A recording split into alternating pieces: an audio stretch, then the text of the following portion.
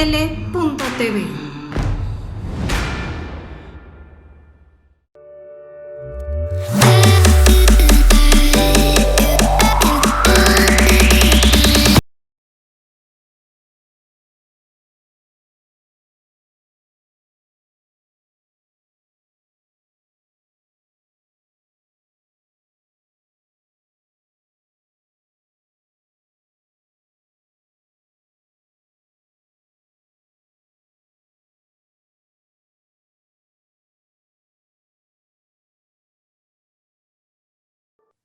Buenas tardes amigos, de En Tus Propias Palabras, soy Alejandro Ruiz y el día de hoy tenemos un programa sumamente especial porque vamos a hablar con una persona que es líder, que es político, de convicciones fuertes, firmes y sobre todo un gran amigo de Astele, Alejandro Rojas Díaz Durán.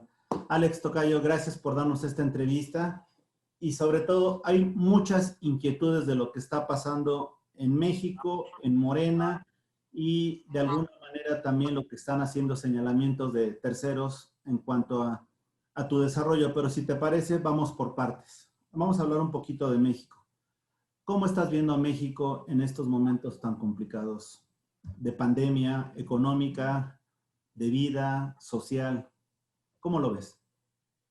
Bueno, complicado el escenario. Evidentemente que la pandemia vino a cambiar al mundo, cambió la economía del mundo, cambió el comercio del mundo, cambió la manera en que nos socializamos. La educación está cambiando todo. Es una pandemia, ahora sí que es la primera pandemia global de la humanidad que vivimos en tiempo real, una gran pandemia que aún no se acaba, que aún no hay vacuna, que puede haber rebrote, que puso a prueba todos los estados nacionales, los sistemas de salud, prácticamente paralizó al mundo, paralizó a México. Evidentemente que todos los gobiernos hicieron su trabajo, cada uno con las características propias, el estilo personal de gobernar.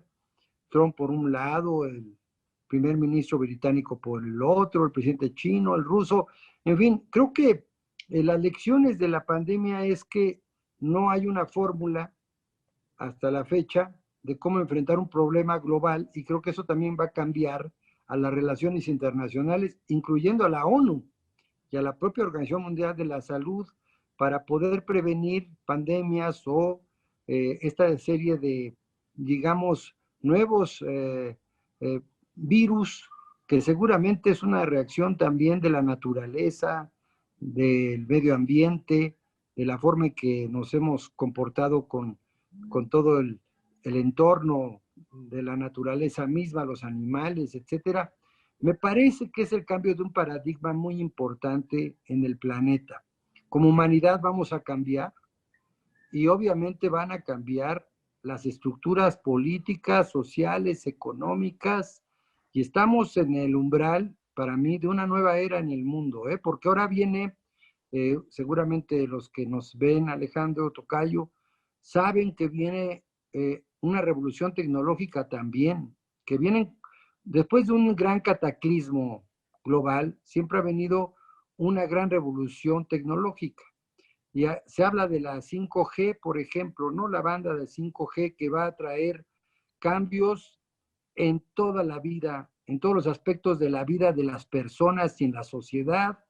Y esto va a impactar en la política, va a impactar en las decisiones de política pública, va a impactar en los estados nacionales, va a impactar en los poderes públicos, en la representación política.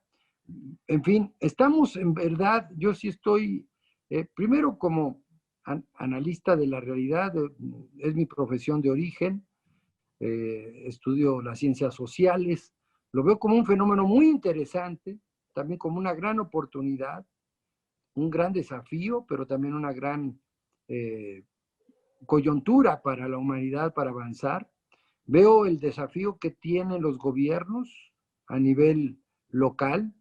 Veo que ya había teóricos que señalaban que el mundo necesita instituciones globales incluso de gobernanza, y creo que va a traer esta revolución del COVID, nos va a traer efectos que todavía no visualizamos, pero bueno, que al menos yo me imagino, por ejemplo, en materia de comercio, pues ya el comercio va a ser muy distinto como lo veníamos haciendo. Las relaciones humanas también van a cambiar. Si entra la banda 5G en el planeta o en el mundo, pues esas autopistas de la información, esa data, tú y yo y los que estamos conectados ahorita vamos a pasar a formar parte de un código. Va a haber controles más estrictos de nosotros mismos y eso va a cambiar todo. Entonces, ¿cómo veo? Pues como un desafío, pero también como una gran oportunidad de construir un nuevo futuro para la humanidad. Y en ese tenor, en ese contexto, ¿cómo veo al gobierno de México? Obviamente el gobierno de México, nadie estaba preparado para una pandemia de este nivel, ni el gobierno chino, todo nos rebasó a todos. Ahora, cada quien ha asumido el manejo de una manera distinta. Yo creo que el gobierno mexicano ha tenido aciertos, pero también ha tenido errores en el manejo de la pandemia. Creo que pudieron evitarse muchas muertes, también lo creo, pero también creo que la complejidad de nuestro sistema económico y político no daba para que México cerrara todo de un día para otro, porque más del 50% de la población de este país, de México, vive de la economía informal, viven al día, al día. Si nos acordamos un poco de cómo empezó la pandemia, recordaremos que había amenazas de desabasto y había ya inclusive tensión social porque empezaban a saquear algunas tiendas. ¿Te acuerdas de eso? Se ve lejos, pero la decisión de no haber cerrado toda la economía de golpe era precisamente porque el 50% de los mexicanos no tiene ahorros, vive literalmente de lo que sale a trabajar ese día, y si eso se acumula la tensión de la incertidumbre, pues iba a generar un problema social mayor que el que estábamos enfrentando, ¿no? Porque iba a ser imposible, iba a rebasar a los gobiernos, ya no importa qué gobierno, ¿eh? Pudo haber sido el gobierno de Estados Unidos o el gobierno de inglés, si hubieran cerrado a rajatabla, pues toda esa gente a la semana hubiera salido con o sin pandemia. ¿Por qué? Porque la gente, ahora sí que la gente tiene que llevar comida a sus hijos y eso también provocó que el gobierno, en el caso de México, tomara decisiones que parecieran equivocadas desde el punto de vista médico, pero desde el punto de vista social tenían una justificación. Ahora, no justifico el hecho de que traemos un sistema de salud desde hace décadas que desmantelaron. O sea, el sistema de salud de México, el neoliberalismo lo dejó desmantelado prácticamente. Tú recordarás, y muchos recordaremos, el Seguro Social de hace 30, 40, 50 años, que el Seguro Social era un sistema de seguridad social integral. Había incluso deportivos, había teatros, había clases para los adultos mayores, para los jóvenes, para los niños. No solamente era la atención médica, era la seguridad social y a los niños se les brindaba incluso hasta alimentación. Ahí está la película Roma, que es una radiografía exacta del México de los 70s, que nos guste o no en ese desarrollo estabilizador, donde había un régimen represor como el PRI. ¿Qué te dice la película, Alejandro, de Roma? Fíjate lo que te retrata, un gobierno represor, pero también un doctor del Seguro Social, un médico familiar que vivía en la colonia Roma, que en aquel entonces, en los 70s, era como vivir en las lomas, que el señor tenía 2 autos, tenía una casa propia, 3 hijos y tenía hasta amante, y nada más tenía un solo trabajo. Hoy un doctor de Seguro Social tiene que dar consultas privadas, porque si no, no le alcanza, ¿no? Y vive en un departamento de 60 metros o 100 metros cuadrados. Esa es la diferencia socialmente. Claro, ahora vivimos en una democracia electoral, pero no en una democracia social. Entonces, lo que hemos conquistado es el voto, que eso también va a cambiar con el COVID, porque yo me imagino que no más de 10 años le doy para que la gente empecemos a votar por el teléfono, por estos aparatos. O sea, va a cambiar la representación política, van a cambiar la forma de hacer política, vamos a cambiar los partidos. Entonces, ¿cómo veo este momento? Pues un momento histórico en donde no lo podemos reducir entre si estamos haciendo las cosas bien o estamos haciendo las cosas mal. ¿Por qué? Porque pues ahí tienes, por ejemplo, al presidente Trump, que tuvo COVID una semana y ya sigue en campaña. O sea, si eso lo hubiéramos platicado al inicio de la pandemia, hubiera parecido una locura. Pues hoy está ocurriendo, ¿no? En medio del COVID hay elecciones, acaban de ocurrir elecciones en Hidalgo y en Coahuila, con muy poca asistencia, pero la gente salió a votar en medio de la pandemia con el riesgo de estar infectado y de morirse. O sea, realmente vivimos tiempos inéditos. Es lo que yo veo. Veo que el gobierno de México tiene que aprender mucho de la experiencia internacional y todos tenemos que aprender, todos de todos, ¿eh? Después de esto, no nos extrañemos que haya una convocatoria de las Naciones Unidas a repensar los sistemas de seguridad social del planeta, porque lo que sigue son las guerras bacteriológicas, ¿eh? Y esas, pues ahora sí que a prevenir, como los terremotos, como los tsunamis, habrá que prevenir las pandemias. Así que, Alejandro, esto es algo muy nuevo que nos va a traer muchas transformaciones. Alex, de lo que has dicho me parece excelente, pero hay algo que me llama mucho más la atención. Tú dices aprender de los errores. ¿Crees Sí. que en lo que llevamos en este momento el gobierno ha aprendido de los errores? Y digo, cito uno muy sencillo, ¿no? Tan solo el uso de un cubrebocas. ¿Cuántas ideas contradictorias no hay? Por eso te digo, ¿realmente crees que se esté aprendiendo o se siga con una voluntad inicial de que no me equivoco y continúo gobernando como considero, y no solo el gobernante, sino todas las demás piezas que están a su lado? Sí, mira, como decía el maestro Cosío Villegas, el estilo personal de gobernar cada quien lo tiene, ¿no? El presidente Trump tampoco se pone el cubrebocas o se lo pone muy poco. El presidente ha decidido no utilizarlo realmente. Me parece que detrás de esa decisión, más que habría que también interpretar a quién va dirigido el mensaje. Entonces me voy a explicar un poco. ¿Quiénes siguen o quiénes seguimos al presidente López Obrador? Primero que nada, un pueblo, ahora sí que mucho pueblo, muchos de ellos viven en la sierra, muchos de ellos viven en comunidades muy apartadas, muchos viven en la zona rural, muchos son campesinos, y que digamos que la pandemia hasta hace poco en algunos lugares del país, aunque hubiera la alerta sanitaria, hay gente a la fecha que no cree que el COVID sea una verdad, ¿no? O sea que es una mentira. Hay gente que todavía cree eso, ¿eh?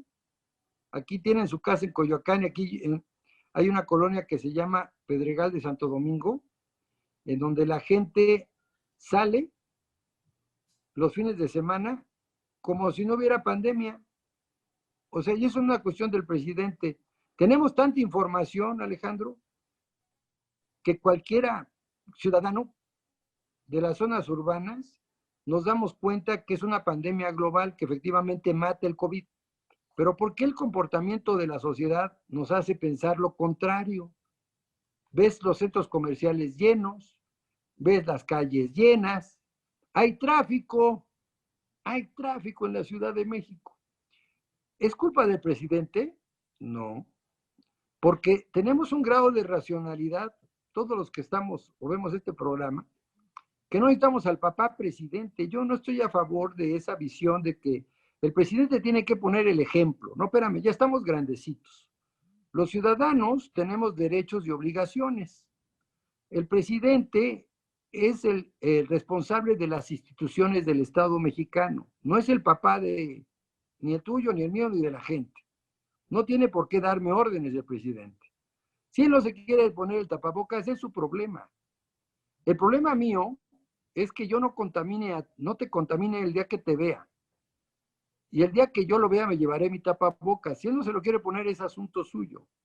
Pero el tema es que el ciudadano es consciente que debe ponérselo porque sabe que de esa manera puede evitar el contagio. El presidente lo que proyecta es una imagen de poder y ha resultado eficaz, fíjate. ¿Por qué? Porque un país siempre necesita un líder. Y ese líder tiene que ser un hombre fuerte o una mujer fuerte. Es como la canciller Merkel, ¿no? O sea, ella es una mujer fuerte, inclusive estuvo aislada unos días, o 2 semanas o 3, por el COVID. Pero la responsabilidad de ponerse el tapabocas no es de los gobernantes, es de nosotros los ciudadanos. Si él no se lo quiere poner, es una decisión personal que yo respeto. No la comparto, fíjate, como ciudadano, pero como presidente, a lo mejor yo haría lo mismo. Pero te diría a ti que te pongas el tapabocas si vas a una reunión, y también les diría a los que nos ven que tengamos la prudencia de tener una distancia entre los unos y los otros, la susana distancia para no contagiarnos. Mi obligación como jefe del Estado es que las instituciones de salud funcionen para recibir a los que se enferman de COVID. En todo caso, yo te diría, las fallas no están allí. Hay otro tipo de fallas estructurales que no dependen tampoco de él. Primero, ¿cuáles son las fallas estructurales? Nos entregaron un Estado, ahora sí que un Estado mexicano, en ruinas, con 10 billones de pesos de deuda. 10 billones, o sea, es una locura, 10 billones. Con una deuda externa que se ha ido también elevando porque ha cambiado la tasa diferencial de dólar y eso también empuja no porque tengamos más deuda o nos hayamos endeudado, simplemente porque se incrementa por el valor diferencial. Y esas deudas son a cargo de los gobiernos que dejaron, como te digo, un sistema educativo pésimo, un sistema de salud verdaderamente catastrófico. Nos dejaron una sociedad violentada, con parte del territorio nacional ocupado por la delincuencia organizada, donde la clase política era socia, cómplice de los narcotraficantes, un sistema de justicia, una procuración de justicia que no otorga justicia pronta y expedita.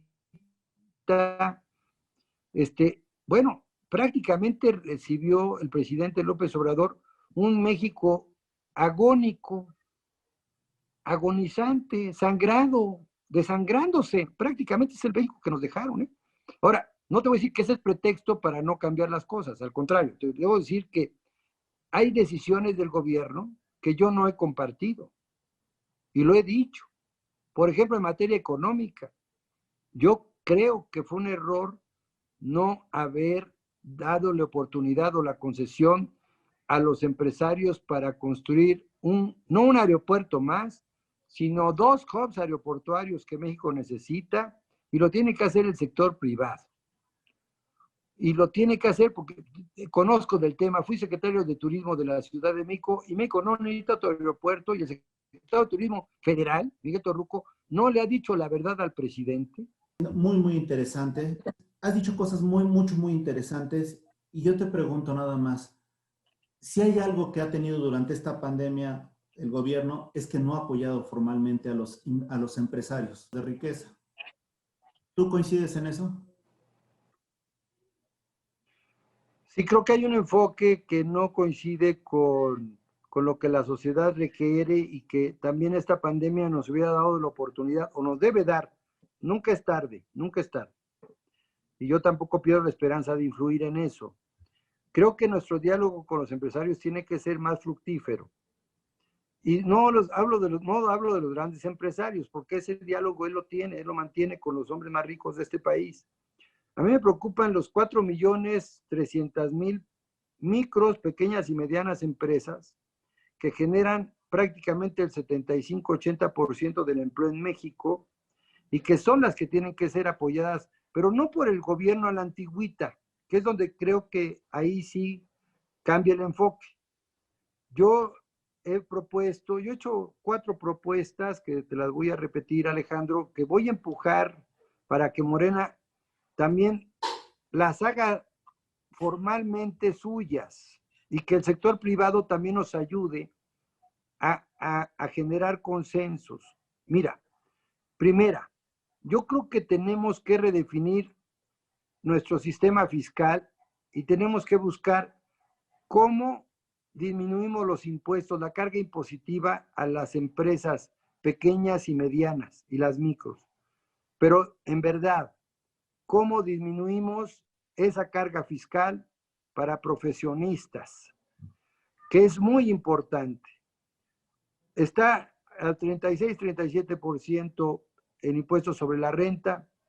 Yo creo que debe haber mecanismos para disminuir esa carga fiscal e incentivar la inversión en el consumo y obviamente en la generación de empleo a través de mecanismos que permitan premiar, digamos, el hecho de que tú inviertas o reinviertas, eso pueda ser deducible al mayor número de impuestos para que la carga impositiva sea mucho menor y que te libere para que tú puedas, como micro o pequeño empresario o familiar, o generar las fuentes de empleo que necesita el país para poder invertir en salarios, pero también para poder reinvertir y expandir el consumo y el mercado.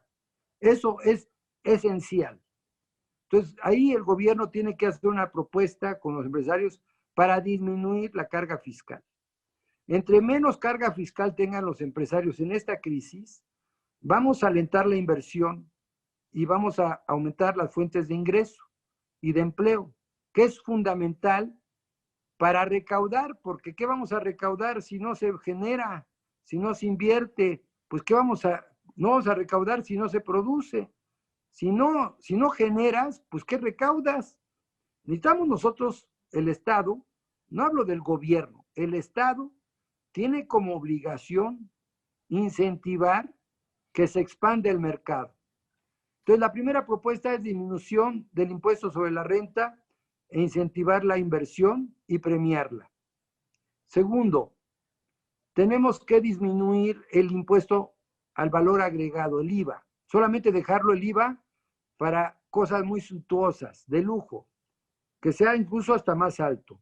Pero el IVA yo lo disminuiría del 15, 16 que está al 10%, bajarlo al 10%, pero generalizarlo a todo. ¿Por qué?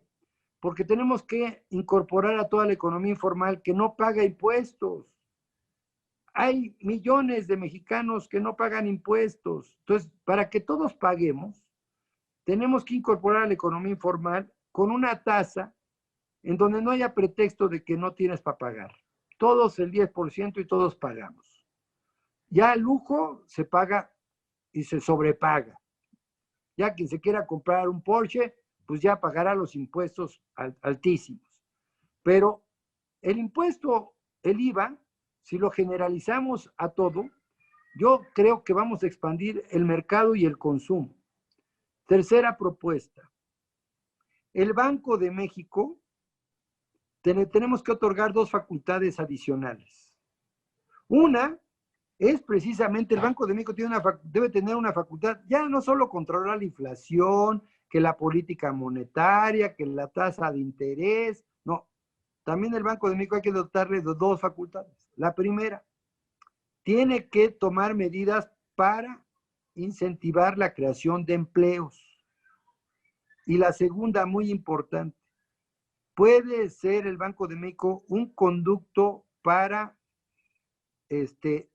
distribuir líneas de crédito a tasas preferenciales. Mira, el Banco de México tiene reservas multimillonarias. México debería darle la facultad de recomprar al Banco de México sus propios bonos y colocarlos en el mercado.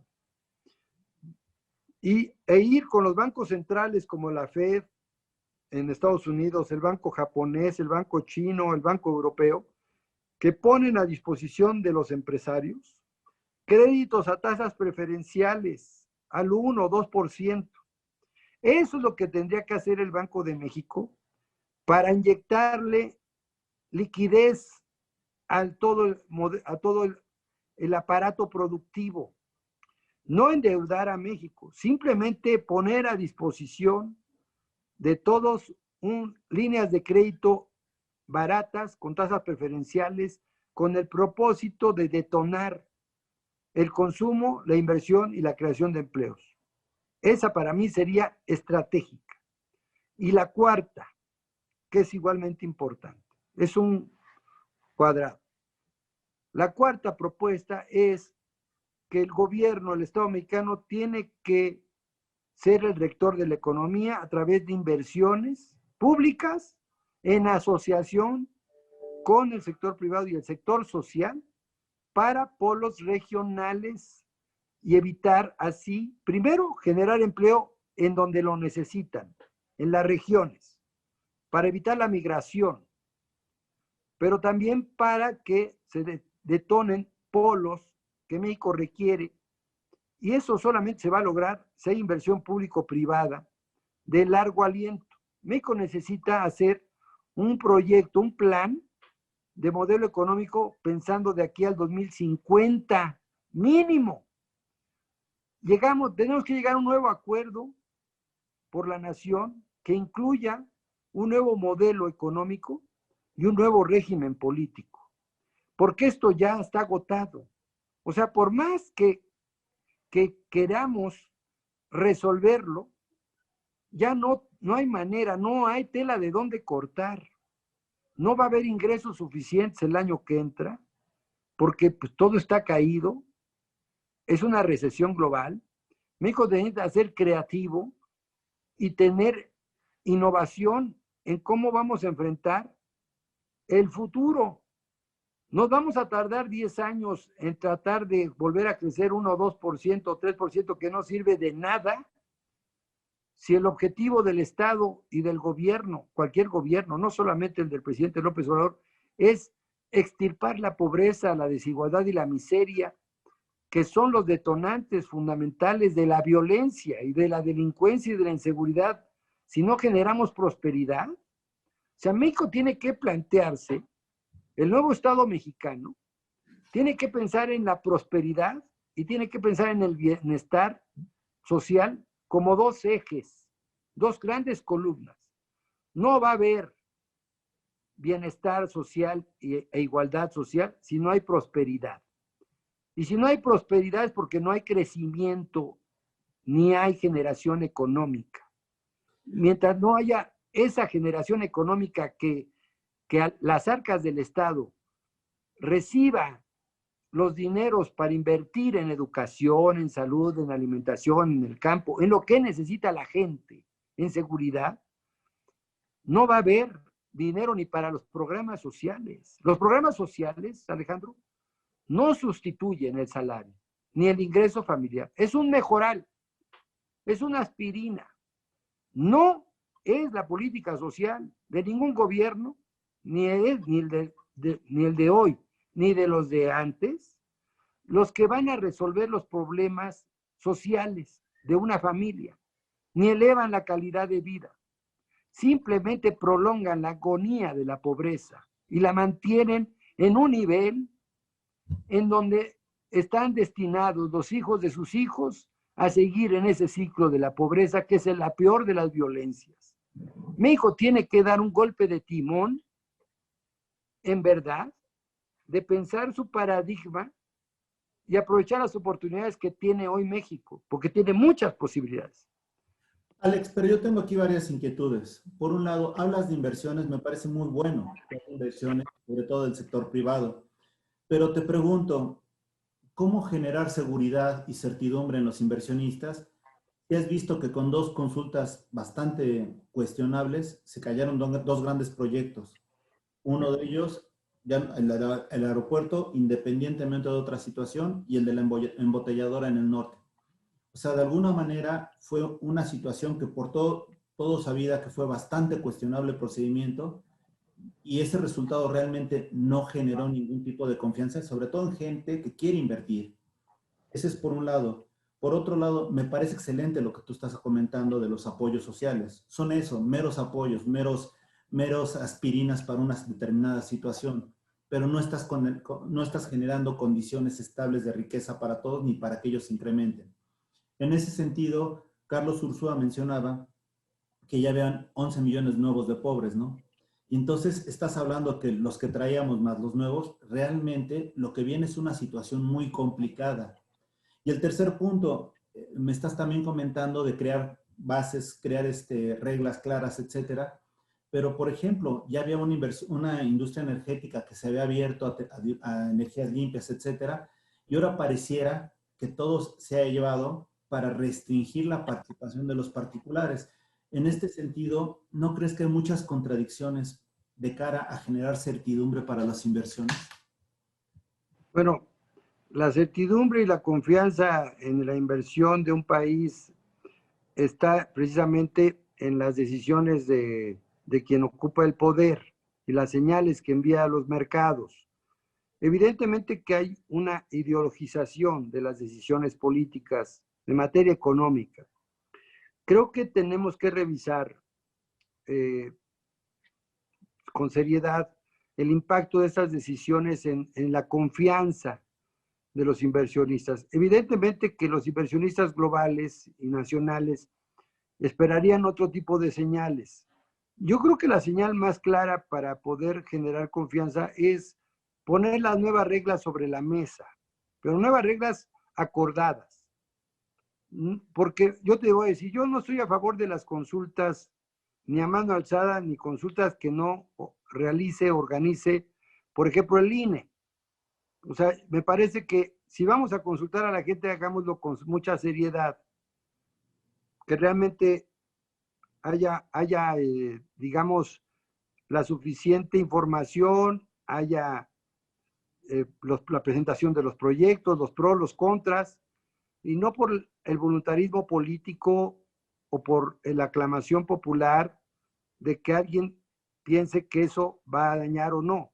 Puede ser que en el fondo, hablo de la cervecera concretamente, el método para mí de cualquier gobernante, para dirimir cualquier controversia, la consulta puede ser la fase final.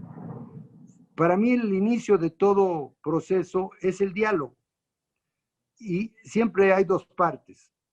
Seguramente ellos tienen su punto y la sociedad organizada tiene el suyo y seguramente pues están chocando. Bueno, ese es el arte de gobernar, precisamente, dirimir los conflictos y satisfacer a ambas partes, porque no puede ser que una parte gane y la otra pierda. Tenemos que hacer que todos ganen. Eso es lo que tenemos que hacer. No ver quién pierde, ¿no? O a ver cómo pierde una de las partes. Tenemos que hacer que todos ganemos. Esto tiene que ser un juego de suma, no un juego de división, que yo también estoy en contra de la polarización, de la estigmatización, de la radicalización, porque el gobierno ya gobernamos, ya llegamos al poder. Fíjense, yo les digo, cuando me invitan a dar charlas como esta en Morena, les digo, nosotros ganamos porque ofrecimos reconciliar a México. Dijimos que iba a haber amor y paz, que íbamos a dar certidumbre a los empresarios, que íbamos a incluir a todos, que íbamos a respetar todas las opiniones, ¿no? Así ganamos. Bueno, de hecho, ¿por qué ganamos? El fondo de la pregunta para mí es, ¿qué nos hizo ganar? Ah, es que nos colocamos en el centro. Hicimos política en el centro. El presidente López Obrador en campaña fue un hombre que se colocó en el centro de todos los intereses y por encima de todos. Y dijo, yo los voy a reconciliar a todos. No importa de dónde sean. Vamos a hacer este país uno. ¿Qué pasó cuando llegamos al poder? Se nos olvidó eso.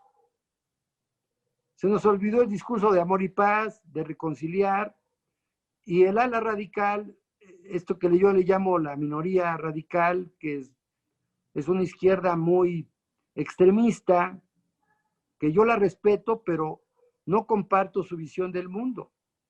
Esta ala también radicalizó al gobierno. Y ahí está la posición en materia de energía. En energía, el mundo tiene que caminar y está caminando hacia las energías limpias. Eso es inevitable. O sea, eso nadie lo va a detener. Ningún decreto. Eso es la globalización. Esa es además la necesidad ambiental. ¿Qué ocurrió o qué está mal explicado, creo yo? Primero, que hay que desentrañar que los contratos que se dieron en materia de energética eran contratos que solo beneficiaban a los privados y a unos grupos nada más, no al país ni a la mayoría de los mexicanos. Finalmente, las concesiones del Estado tienen que ser por interés público, no por interés solo privado. Qué bueno que los empresarios puedan hacer negocio, pero eso no es bueno solamente si es el negocio solo para ellos y deja de ser negocio para los mexicanos. Yo te lo digo porque conozco algunos contratos en materia de energía renovable, energía limpia, en Tamaulipas. ¿Tú sabías que el gobernador hizo los contratos, él influyó en los contratos para que las torres eólicas pasen por sus ranchos y de sus amigos, sus prestanombres, y las torres eólicas, él cobra la renta mensualmente? Entonces, tú dices, bueno, hay un interés perverso de un sujeto que es gobernador de Tamaulipas, que era secretario de la Comisión de Energía, que además le regalaron la gobernatura por haber votado las reformas, y ahora grita que por qué está el gobierno de México contra la energía limpia. No estamos contra la energía limpia.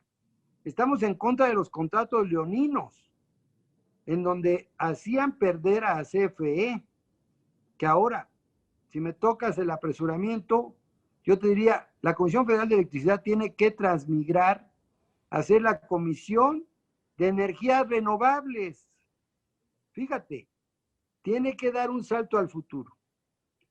Yo iría por más, porque ya el carbón no es el futuro, ni el presente. Y tenemos que redefinir las reglas, vuelvo a insistir. Claro que vengan las inversiones. Además, ¿sabes dónde está el negocio? Ni siquiera en el petróleo ya, está en el gas. Está en el gas. Tenemos que hacer México una potencia en gas, pero necesitamos una visión de Estado complementaria, necesitamos redefinir las reglas del mercado con un Estado eficiente y un mercado consciente. Y para eso requerimos de voluntades. Y sí, no ayuda que dentro del gobierno haya un ala, la secretaria de Energía o el director de CFE o el director de Pemex, que tengan una visión, digamos, ideológica del tema energético. Claro que yo la tengo, pero la tengo, sí, de una izquierda en donde yo concibo que la única manera de que haya energía renovable en México es solamente con el concurso y la participación del sector privado, pero donde el interés público prevalezca y todos ganemos. Vuelvo al primer ejemplo que tú diste de la cervecera. Hay que dialogar y hay que resolver para que todos ganemos. De otra manera estamos perdiendo, todo se pierde la confianza, se enfrenta a la sociedad, hay una inversión multimillonaria que se dejó de hacer, y sin embargo se va a tener que hacer en otra parte, se va a resolver de una manera u otra, pero ya perdimos 2 años. Estamos igual que el tema del aeropuerto. El hub lo vamos a necesitar, ¿sí me explico? Lo vamos a requerir, quieran o no. Viajan alrededor del mundo 1,400 millones de turistas al año. México no recibe ni el 5%, hombre. México podría ser una potencia mundial de turismo y los ingresos, en vez de depender de las remesas, del petróleo, el turismo podría ser la primera fuente de divisas de México. Con estas 2 decisiones sencillitas, sencillitas, no tienes que pensarle mucho. Entonces, ya nada, pues te diría, sí, nos falta abonar a la confianza. Sí, estoy de acuerdo. pero tenemos que replantear, insisto, y para eso Morena tiene que servir, y es mi lucha que he dado, es que Morena se convierta en un interlocutor inteligente, que hable y que realice no solamente foros, sino tome decisiones y que también las haga política pública. O sea, le diga al gobierno, estamos en el poder, la cuarta transformación es la construcción de un nuevo Estado nacional y tenemos que insertarle nuevas ideas, tenemos que enriquecerla y tenemos que incluir a todos, aunque no hayan votado por nosotros. Ahora bien, Es más, sí. Aquí yo tengo otras inquietudes. Ahorita acabas de hablar de Morena y es, perdón que lo diga, verdaderamente triste ver cómo desde hace más o menos un año siguen con conflictos internos, a veces difíciles, a veces incómodos, el hecho de denuncias penales contra el expresidente, el hecho de que haya una pugna donde también se presentan entre los posibles candidatos a presidente denuncias penales cruzadas, el hecho de que haya sido muy extraña la forma en que se eligieron estos finalistas, entre ellos tú fuiste uno de los afectados. En primer lugar, ¿les está quedando grande la situación, la democracia en Morena? Te preguntaría la primera. Y la segunda pregunta que te haría es, ¿realmente los mexicanos tenemos necesidad de ver este tipo de shows que se están dando que realmente no contribuyen a esas ideas de cambio que tú mencionabas? bueno, muy interesantes tus cuestionamientos, Alejandro. Le echas limón al asunto, mira, pero qué bueno que lo mencionas, porque me vuelvo a poner en el modo de que yo visualizo las cosas de manera muy distinta. En primer lugar, Morena no es un partido político clásico, ni quiero que sea, ¿eh? Porque los partidos clásicos, como dicen los teóricos Duverger o Lipset, los políticos clásicos o la teoría clásica de partidos, los partidos antes eran entes cerrados, jerárquicos, con ideología única, con principios inamovibles y con disciplinas autoritarias. Todos los partidos políticos de corte, digamos, post de la Guerra Mundial, son el viejo esquema de hacer política en un mundo distinto. Hoy yo te diría que Morena también tiene la gran oportunidad de ser no un partido político clásico. Podríamos ser el primer partido moderno del siglo XXI, porque la sociedad de hoy es abierta. Morena tiene que ser igual que la sociedad. El ciudadano ya no, hoy no lo ideologizas en un salón, en un taller, en un aula de conferencias, ideologizándolo, aprendiéndose de memoria los estatutos o repitiendo como perico dogmas, porque por fortuna nuestra, nuestros jóvenes son ciudadanos del mundo y tienen tanta información que yo hubiera querido tener a la edad que hoy tienen los jóvenes, porque hoy tienen bibliotecas enteras a sus órdenes y tienen todos los canales de comunicación abiertas y tienen oídos y ojos para ver todo lo que quieran. Es una sociedad de cristal. Todo es transparente, todo se ve, todo se nota, hasta los pleitos. Entonces, yo no me asusto de que las discusiones en Morena se den en este nivel. Ahora, ¿por qué llaman la atención mediática? Bueno, somos el partido en el poder. Pero en todo partido hay disputas, unas soterradas, otras medio se ven, y otras ni se dan porque ni se enteran. Pero lo que quiero decir es que somos el partido, movimiento, que no ha logrado consolidarse como una estructura. Y qué bueno, qué bueno, ¿tú sabes por qué? Porque tenemos que moldear el modelo de organización social, que es un partido, para empezar.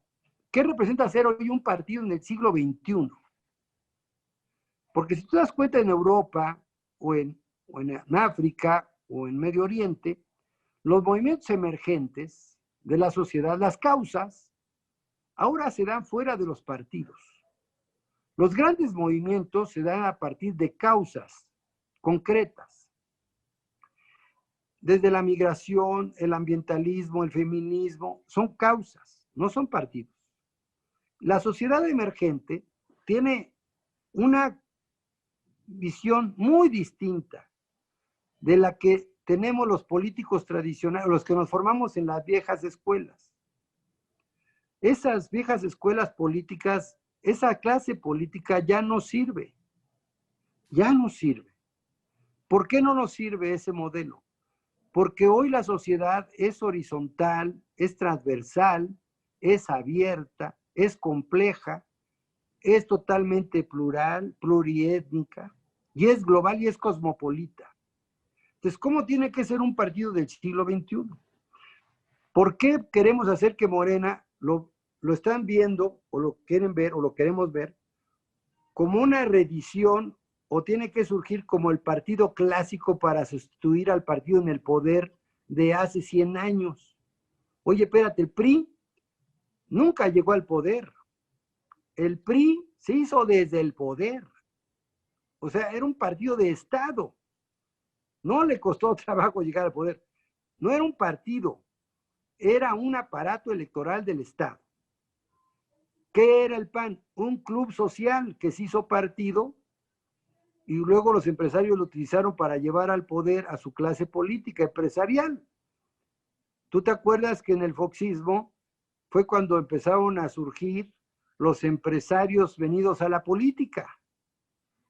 ¿No? Porque había un desprecio de la clase política porque el neoliberalismo decía que los políticos no servíamos, que mejor era más eficiente que fueran empresarios, porque los empresarios, además de que no tenían necesidad de robar, ellos daban resultados, ¿no? Entonces el Estado tiene que ser un administrador, fíjate. Entonces, ¿a quiénes nos pusieron? Pues a puros empresarios que se hicieron todavía más ricos en el poder. Se hicieron más empresarios en el, nunca. Perfecto, Alex, gracias por esto y perdón, te interrumpí porque nos teníamos que ir a un corte. Adelante, por favor.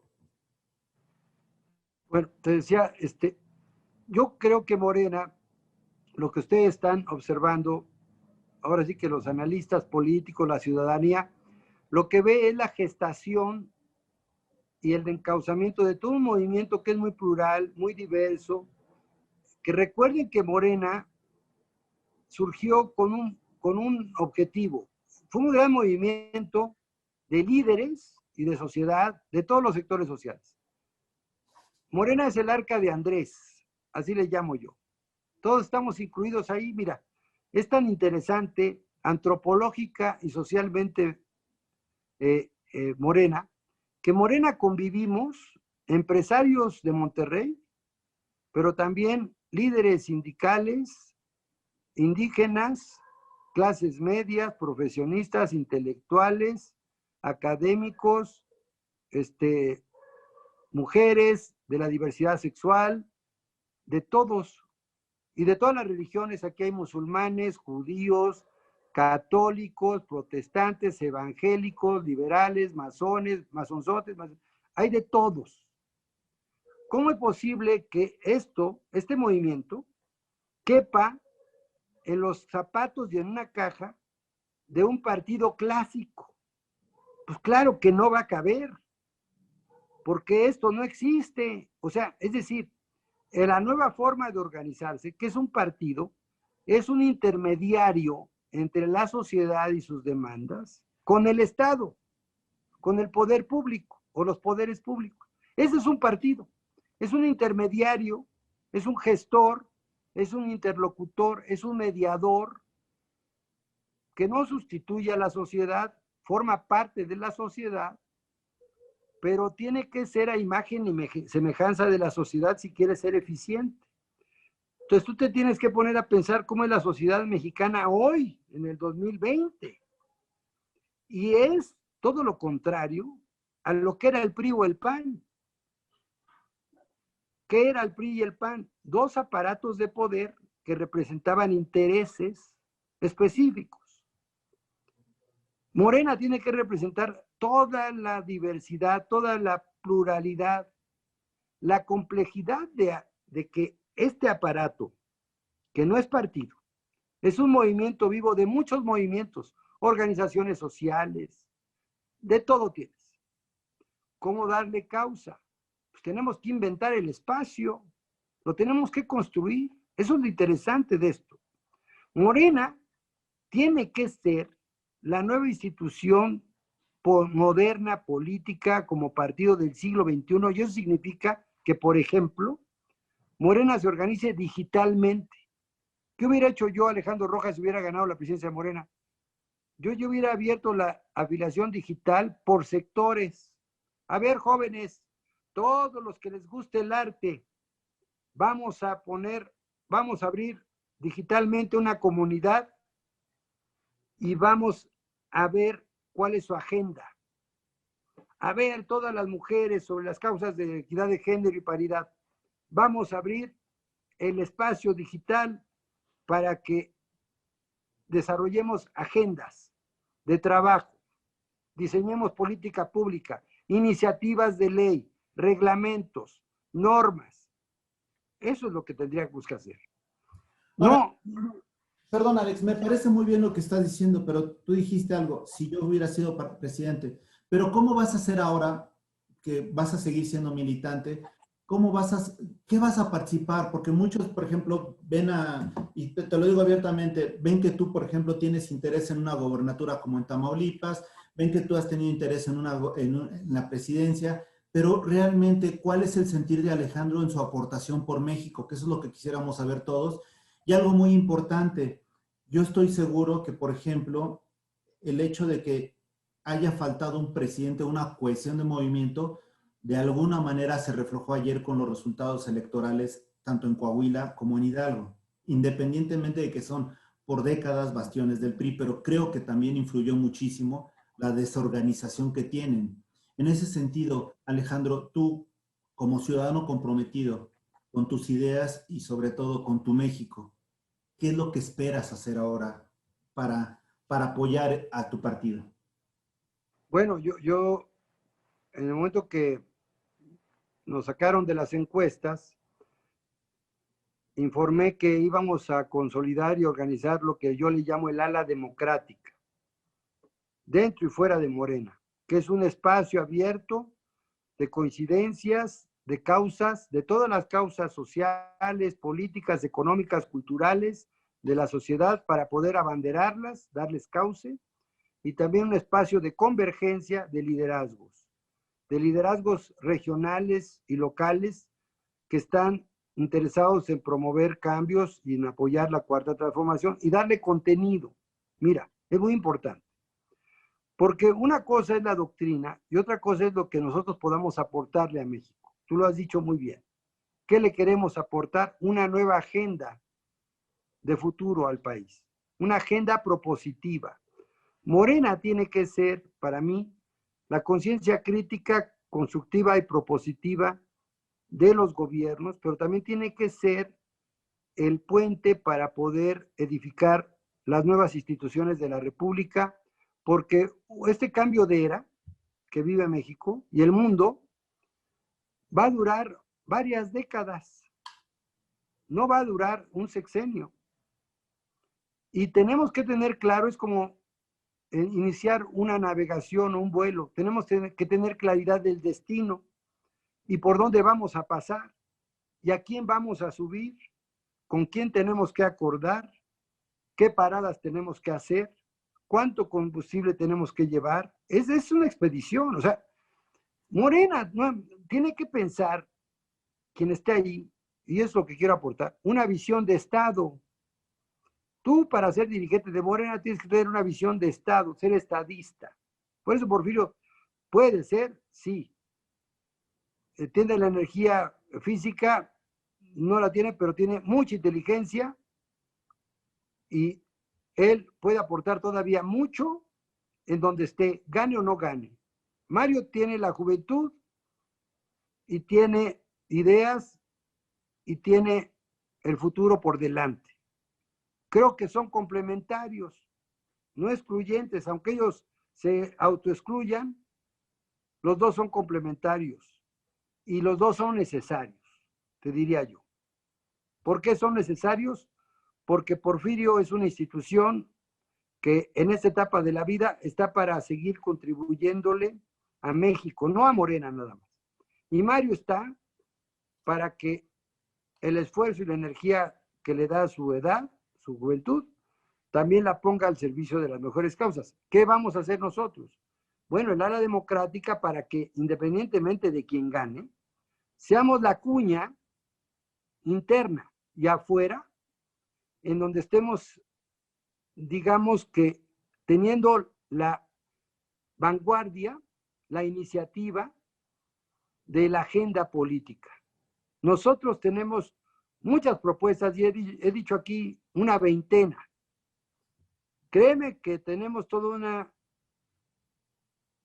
digamos, un catálogo de claridades de dónde llevar al país, no como partido, sino como país. ¿Y por qué Morena tiene que hacerlo? Porque es el heredero del López Obradorismo, que nos guste o no, el López Obradorismo es lo que está sustituyendo al cardenismo. Hoy se cumplieron 50 años de la muerte del general Lázaro Cárdenas. Hoy estuvo Andrés Manuel López Obrador en el Monumento a la Revolución. Pues déjame decirte algo.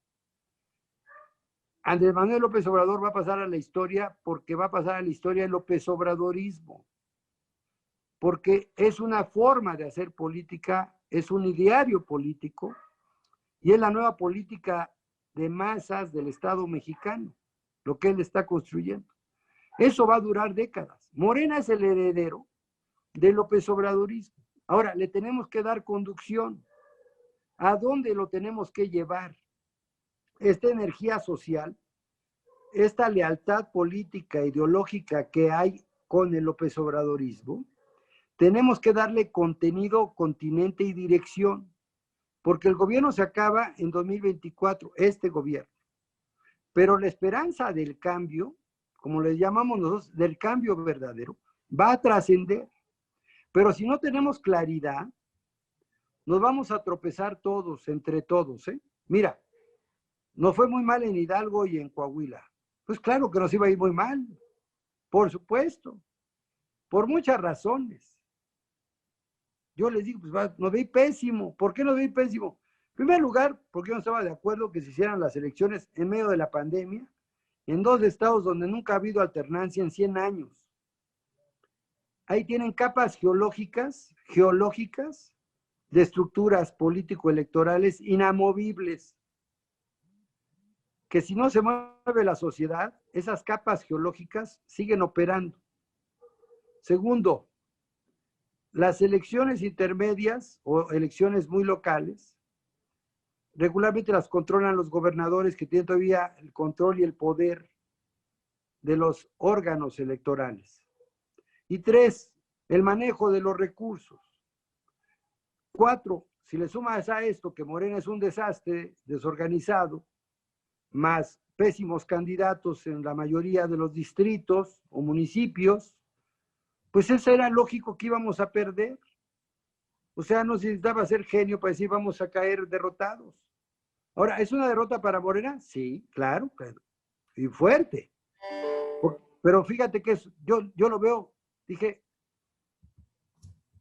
esto que ocurrió, a ver si les abre los ojos a todos de lo que hemos venido diciendo, que Morena ha caído 20 puntos en las preferencias electorales porque la gente tiene otros datos, porque la gente sabe distinguir entre el López Obradorismo, que tiene arriba del 60% de aprobación del presidente, que todavía confían en él más o menos 60% de mexicanos, pero en Morena no. En Morena apenas si tuvimos 20, 25 puntos. El presidente nos duplica. ¿Qué quiere decir eso? Que la gente sabe distinguir entre el presidente y Morena. Y si Morena no se alinea con las características políticas del personaje que es el presidente López Obrador. ¿Cuáles son las características de liderazgo de Andrés Manuel López Obrador? Primero, un político popular. Nos guste o no, es un político popular. Segundo, carisma. Tercero, convicciones. Cuatro, tenacidad. ¿Qué te quiero decir con eso? Los candidatos de Morena tienen que tener esas características. Si no las tienen, no van a ganar ninguna elección. Entonces, ¿qué necesitamos? Ir a encontrar a las mujeres que tengan las características políticas semejantes al presidente, no que sean iguales a López Obrador, no. Las características intrínsecas del liderazgo, de honestidad, que refleje la honestidad, que refleje su convicción, que está alejado de los intereses económicos. Eso es lo que la gente vota.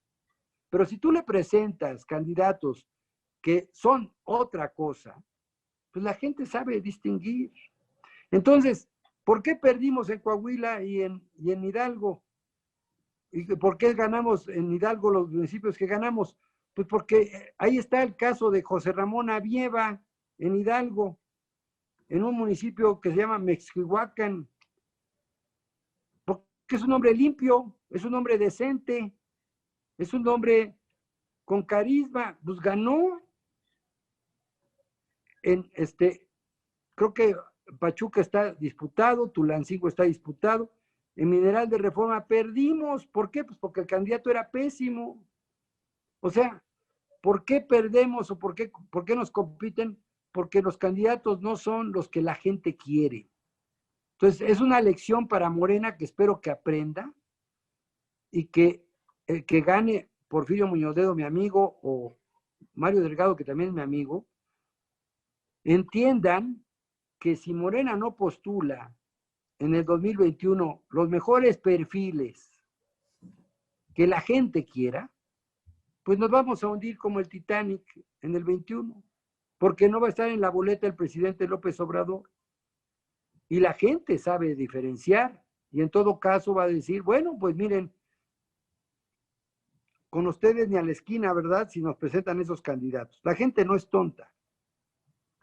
Perfecto. Entonces, Alex, perdón, digo, ya nada más estamos ya en la última etapa del programa, pero te voy a hacer varias preguntas que me han hecho ahorita y me han formulado del público, porque yo ya anuncié que iba a tener esta entrevista contigo.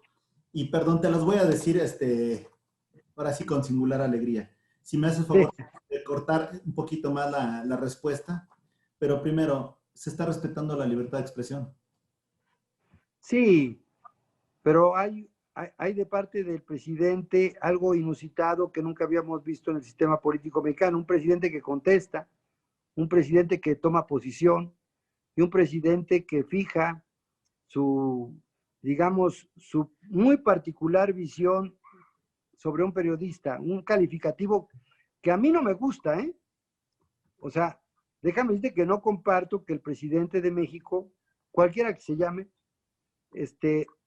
adjetivice, personalice y digamos tenga este tipo de señalamientos tan directos a los periodistas, porque hoy lo dijo el propio Cuauhtémoc Cárdenas en el monumento. El general Cárdenas respetaba a sus disidentes, aunque no coincidían con él, siempre lo respetó. El presidente también lo respeta. Lo que pasa es que innecesariamente, creo yo Alejandro Rojas, él no debería entrar en un debate con los periodistas. Él puede fijar posición, pero él es el jefe del Estado.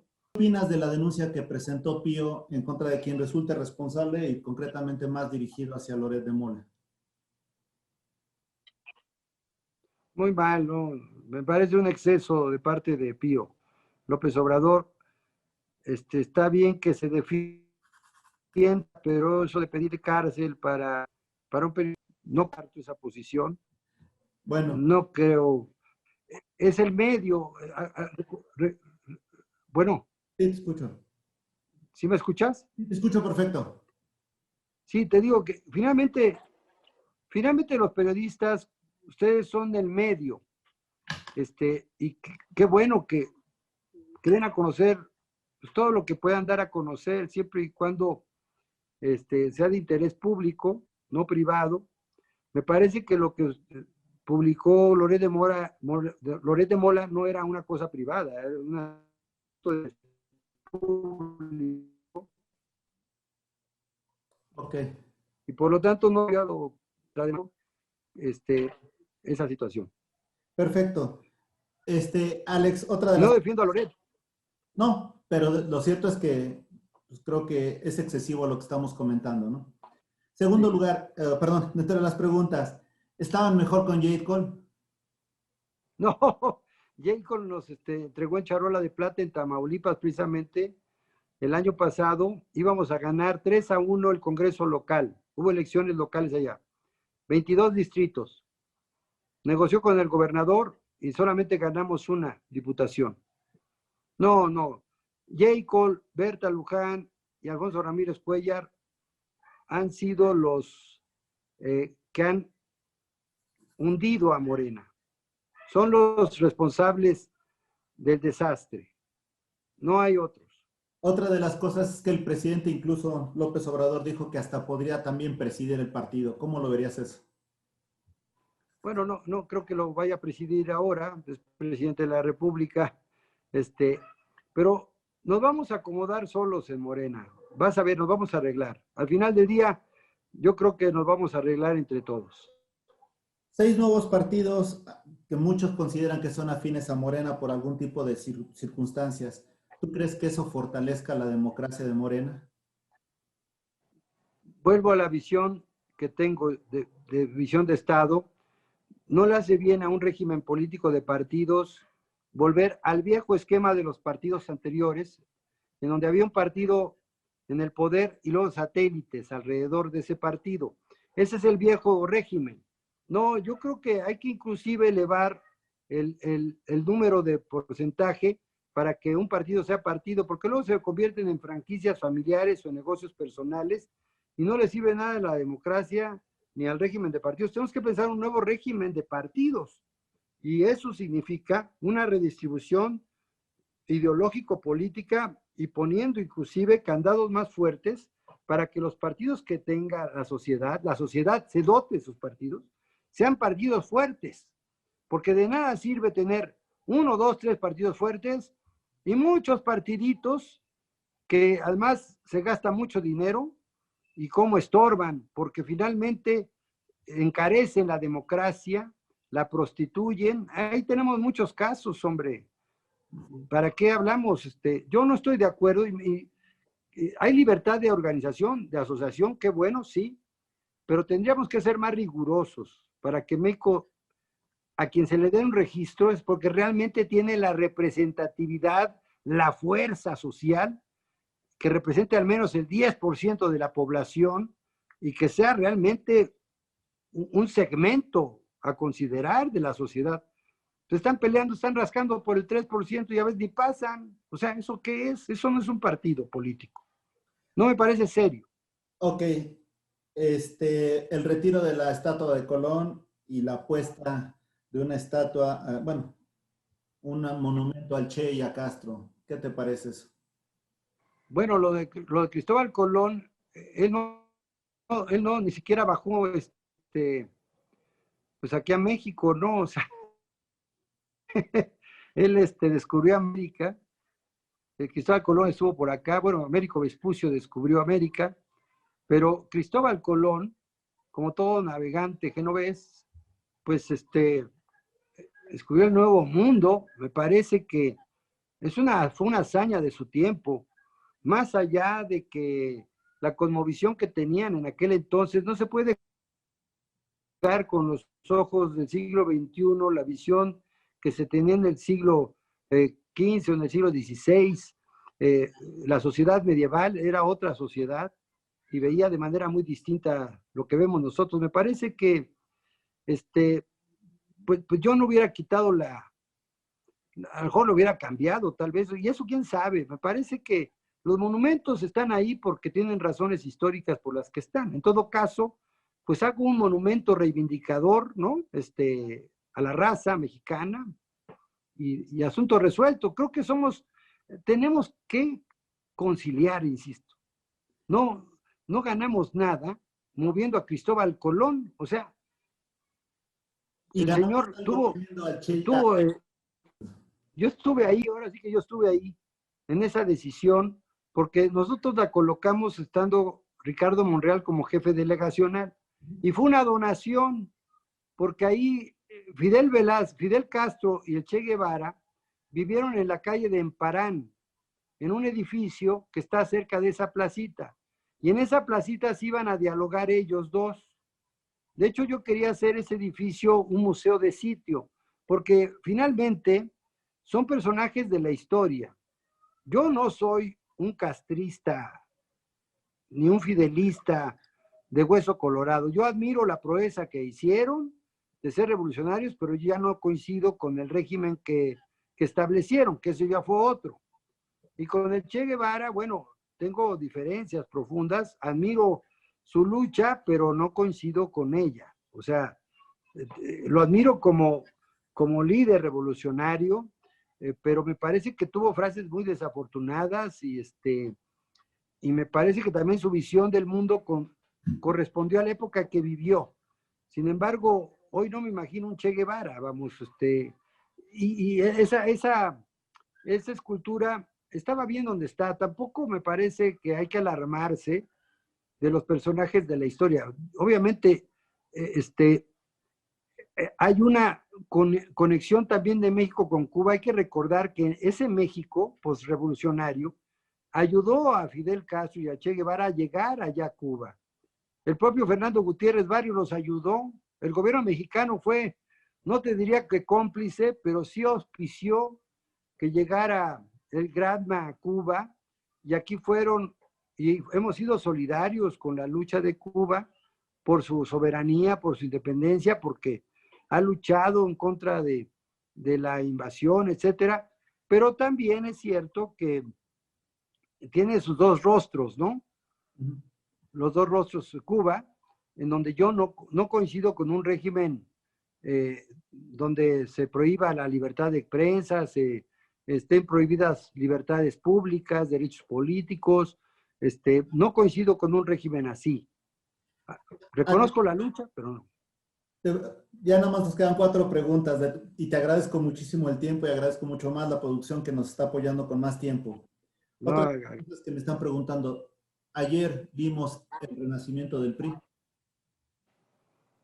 No, para nada. Tampoco nos vayamos con la finta, ¿eh?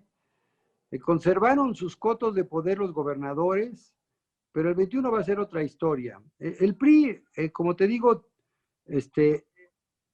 yo te puedo decir que a nivel nacional, eso porque he recorrido el país, la gente no quiere que regrese la vieja clase política. Cuando vengan las elecciones en serio, porque estas así fueron como experimentos en pandemia y casi ni cuentan, pero sí es una llamada de atención. Ahora, ¿qué creo que va a ocurrir en el 2021? La gente va a ser una elección plebiscitaria, a favor o en contra de que continúe la 4T. Eso se va a resumir la elección. Punto. O sea, ¿quieres que continúe la 4T? Vota por Morena. ¿No quieres que continuemos? Vota en contra, por quien quieras. Pero entonces creo que va a haber 2 bloques muy claros. Va a haber el bloque opositor, que tiene todo el derecho de organizarse, y vamos a estar nosotros en el otro polo. Entonces, creo, porque así se está planteando el escenario, creo que así estamos hoy, los que están a favor y los que están en contra. Y ese va a ser el resultado. Va a ser polarizado, pero va a ser entre dos claridades o dos polos muy claros de cómo va a darse la disputa. Y creo que los que van a decir que ya no quieren la 4T están diciendo en el fondo, queremos que regrese la vieja clase política. Ahora, ¿cuál es mi pronóstico? La mayoría de la gente no quiere que regrese la vieja clase política. Quiere que en todo caso Morena sea la expectativa verdadera, que realmente se comporte como el partido que debe ser, como la esperanza que prometió en el 2018. Eso es lo que la gente está esperando, y por eso un dato muy importante, Alejandro. Más del 30% de los mexicanos está en indecisos, un tercio están indecisos. Son ese tercio los que a mí me preocupan, porque un tercio ya sabemos que no va a votar. El tercio que está indeciso es el que está decepcionado, el que esperaba algo más, el que todavía tiene algo de esperanza que rectifiquemos.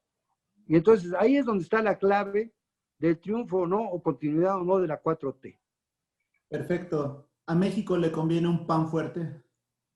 Sí, a México siempre le va a convenir una oposición fuerte, responsable, propositiva, constructiva.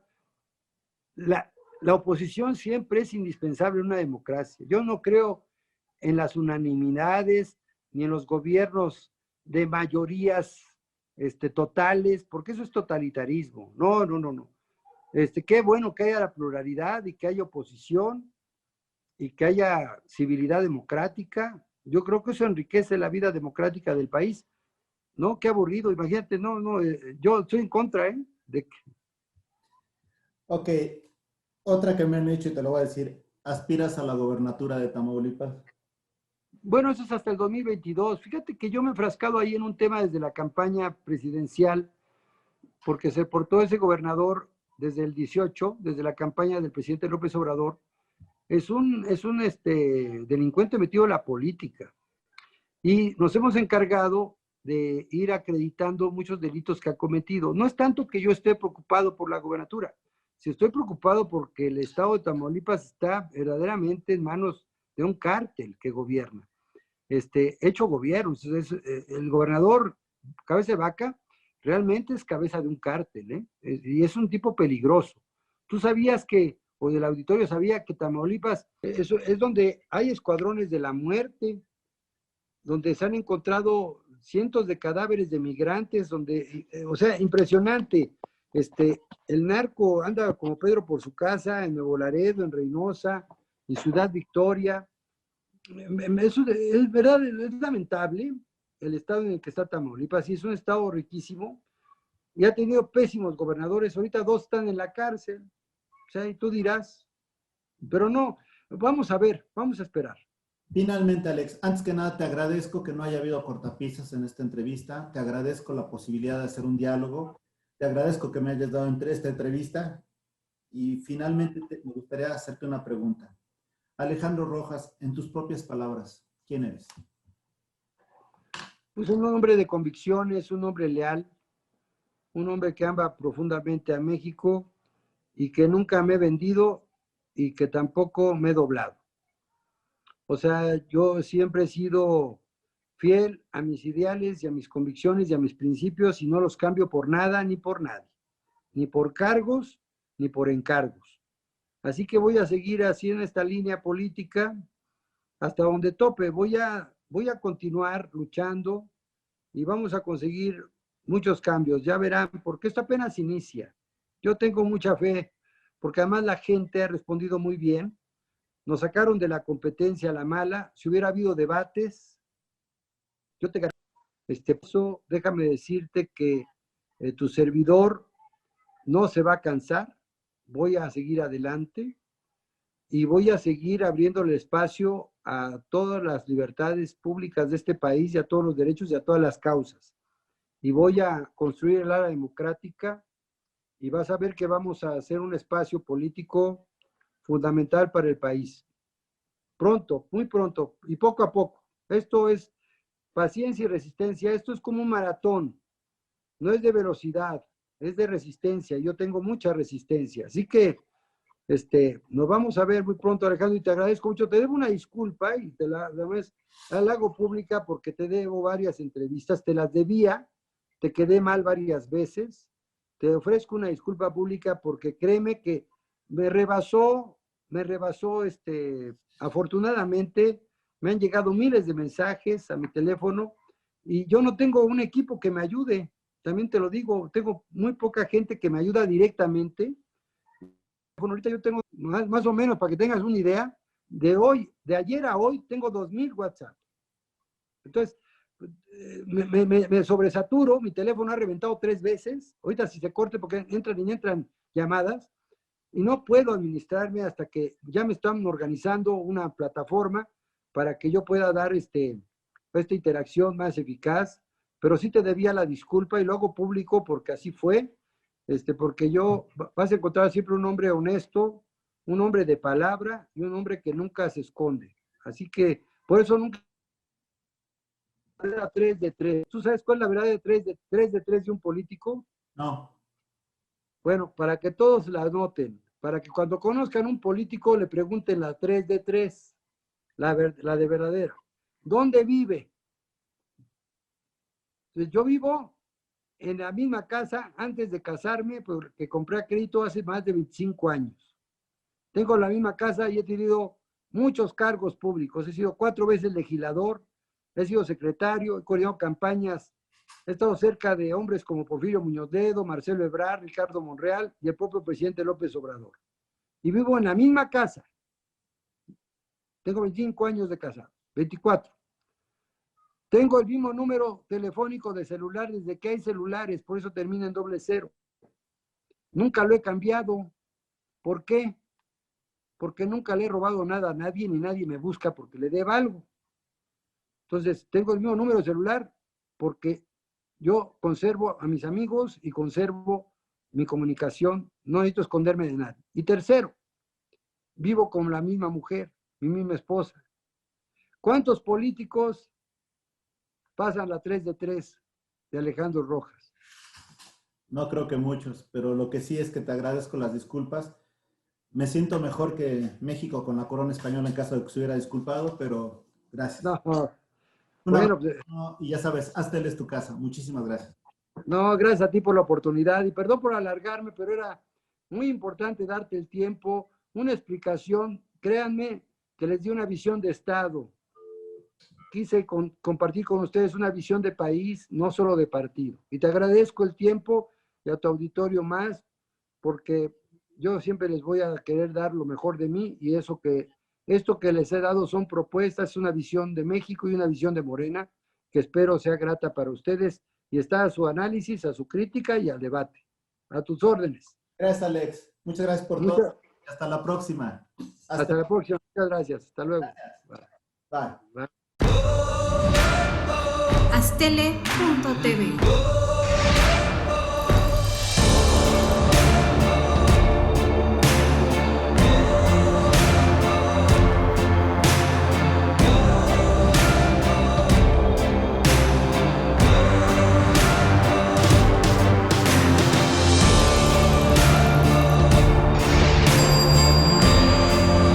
Aztele